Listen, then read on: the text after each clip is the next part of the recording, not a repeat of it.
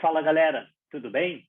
Nós estamos aqui hoje para mais uma sessão exclusiva do canal do Primeiro Respira de atualização científica que serve de embasamento para as condutas guiadas por evidência na reabilitação cardiopulmonar.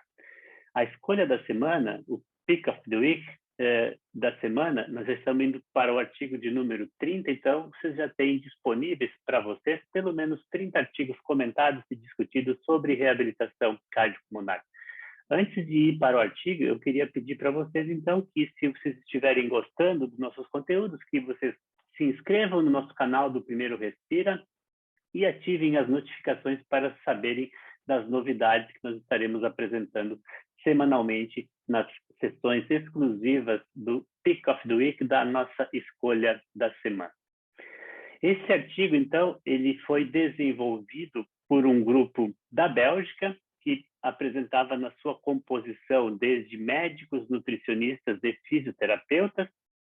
Ele foi publicado recentemente, no dia 8 de novembro, portanto, na semana passada, numa revista chamada The Intensive Care Medicine, que é uma revista top da área da terapia intensiva e apresenta um alto fator de impacto, como vocês podem observar aqui. O título do trabalho é, então, Capacidade ao exercício aeróbio em longo prazo de sobreviventes de doença crítica.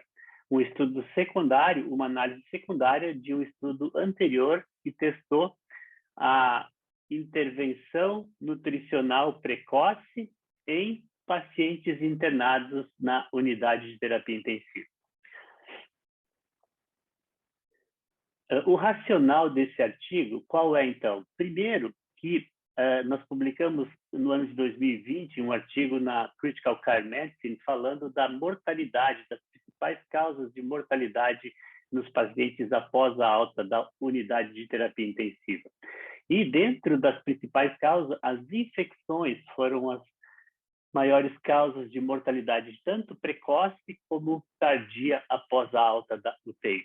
Também fatores como a idade, dependência física antes da admissão na UTI, a presença de comorbidades e a gravidade da doença na admissão desses pacientes na unidade de terapia intensiva também são fatores que aumentam o risco de morte precoce e também de morte tardia nesses pacientes, né, após a alta da unidade de terapia intensiva. E também, como racional desse trabalho, é importante comentar que os sobreviventes após a internação em unidades de terapia intensiva relatam frequentemente apresentar intolerância ao exercício. Além disso, os dados sobre a capacidade aeróbia nesses pacientes ainda são muito escassos. Tem raros estudos mostrando como está a capacidade aeróbia desses pacientes no período após a alta da unidade de terapia intensiva. Portanto, o objetivo desse trabalho, desse artigo, foi de investigar a capacidade cardiorrespiratória realizando um teste de esforço cardiopulmonar em sobreviventes de longa data após a alta da unidade de terapia intensiva. E esses pacientes, então, foram seguidos por um período de 5 anos. O follow-up foi de 5 anos de duração. Qual foi a metodologia utilizada no presente trabalho?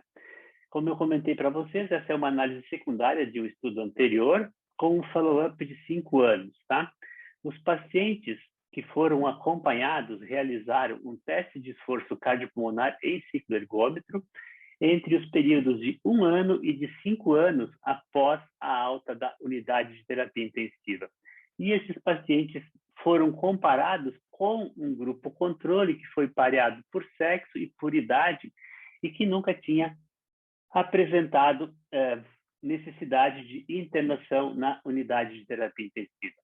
O desfecho primário avaliado foi exatamente a capacidade funcional medida pelo consumo máximo de oxigênio durante o teste cardiopulmonar no período final de 5 anos de follow-up, de segmento.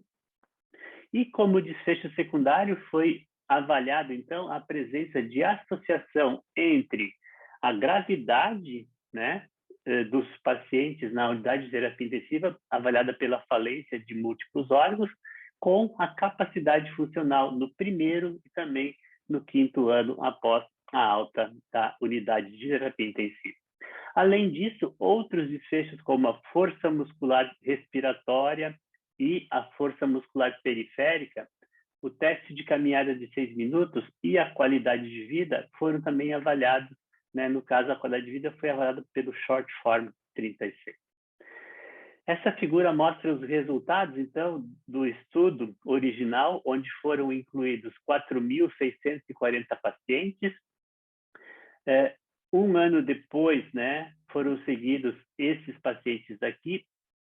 Aqui está a lista de pacientes que não conseguiram fazer o follow-up, e aqui embaixo o número de pacientes daquele número original que foram seguidos no primeiro ano e, portanto, realizaram o teste de esforço cardiopulmonar, que foi um total de 40 pacientes no primeiro ano. 54 pacientes no segundo ano fizeram o teste de esforço cardiopulmonar, 72 pacientes no terceiro ano fizeram o teste, 64 pacientes no quarto ano e no quinto ano 361 pacientes dos 3.211 sobreviventes que entraram no estudo original foram submetidos então ao teste de esforço cardiopulmonar. E aqui, para quem quer saber os detalhes, pode ler o artigo na íntegra, que vai encontrar todas as razões pelos quais os indivíduos não conseguiram ser acompanhados, não foram incluídos no follow-up, e também aqueles indivíduos que foram incluídos no follow-up e acabaram não tendo condições de realizar o teste de esforço cardiopulmonar, porque não foram todos os indivíduos que foram capazes de fazer. Essa aqui é a tabela de número 1, que mostra as características dos pacientes avaliados, né, no quinto ano de segmento, no quinto ano de follow-up. Então, aqui está mostrando que os pacientes que conseguiram realizar o teste cardiopulmonar foram um total de 361 pacientes, e os pacientes que não conseguiram realizar o teste cardiopulmonar foram um total de 313 pacientes. Como vocês podem observar, na maioria das variáveis analisadas nessa tabela, os pacientes que não conseguiram realizar o teste de esforço cardiopulmonar apresentavam maior gravidade, ou seja, eles eram mais velhos, né? Tinham um índice de massa corporal menor, tinham mais comorbidades e tinham mais características que dificultavam a realização do teste de esforço cardiopulmonar, e por isso que eles não foram submetidos ao teste de esforço cardiopulmonar, por questões também de segurança. Essa figura mostra, então, a principal variável, o principal desfecho avaliado nesses pacientes. Aqui você pode observar, então, o consumo máximo de oxigênio medido durante o teste cardiopulmonar. Em cinza claro, vocês podem observar os pacientes, né, que foram submetidos ao teste de esforço cardiopulmonar, e no retângulo aberto, né, da barra aberta, vocês podem observar os pacientes do grupo controle, que foram um total de 49. Então, dá para observar claramente que, comparando os indivíduos pareados por sexo e idade e que não tiveram internação na UTI, os pacientes da UTI apresentavam um menor valor de consumo máximo de oxigênio, tanto em valores absolutos, ml quilo minuto, como também em percentual do predito. E essa linha pontilhada aqui mostra que os pacientes que ficaram abaixo dessa linha pontilhada eram aqueles pacientes que tinham uma redução da capacidade funcional. E no grupo de pacientes que foram internados na UTI, mais ou menos em torno de 37,7% dos pacientes apresentavam reduzida capacidade funcional, né? Apesar de eles terem um consumo menor, mas pelo menos 37% deles apresentavam valores abaixo do previsto para a idade e para o sexo desses pacientes. E a parte B dessa figura mostra o consumo máximo de oxigênio no primeiro limiar ventilatório ou no limiar anaeróbio, que é quando inicia basicamente o metabolismo anaeróbio. Também dá para observar claramente que o grupo que precisou ser internado na UTI apresentou valores de consumo de oxigênio no limiar anaeróbio menores do que os pacientes que não precisaram ser internados na UTI. E aqui também está mostrando o percentual do predito do consumo de oxigênio dos pacientes internados, comparado com os pacientes que serviram de controle, mostrando, então, que analisando as variáveis do teste cardiopulmonar, o consumo máximo de oxigênio foi menor nos pacientes 5 anos depois da alta da unidade de terapia intensiva, comparado com os pacientes do grupo controle. Explicando um pouco melhor, né, outras variáveis obtidas no teste de esforço cardiopulmonar, aqui essa tabela 2 compara, então, os pacientes que foram internados na UTI no período de 5 anos de segmento, comparado com os controles, que é mais ou menos o que nós já mostramos na figura anterior. Todos os parâmetros, ou quase todos os parâmetros dos pacientes se apresentaram menores do que os parâmetros dos indivíduos do grupo controle, tendo um P significativo. Então, corroborando, comprovando a hipótese anterior que a gente mostrou que esses pacientes têm uma reduzida capacidade aeróbia 5 anos depois da alta da unidade de terapia intensiva. E uma outra informação que é importante comentar, daqueles 37,7% de pacientes que apresentavam diminuição da capacidade funcional, mais da metade, em torno de 60% desses, a redução da capacidade funcional estava associada com diminuição da força muscular periférica, que é o que está mostrando essa outra tabela aqui. Aqui mostra os indivíduos do follow-up que precisaram internar na unidade de terapia intensiva, comparado com os controles com relação à função pulmonar,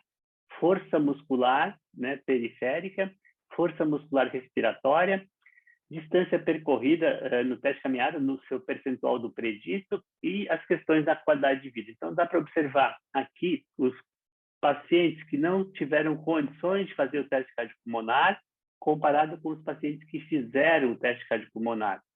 E aqui o valor de N. Então, geralmente, ou na maior parte das vezes, os pacientes que fizeram o teste cardiopulmonar tinham melhores parâmetros de função avaliada, tanto de função pulmonar, como também de força muscular periférica e de capacidade funcional.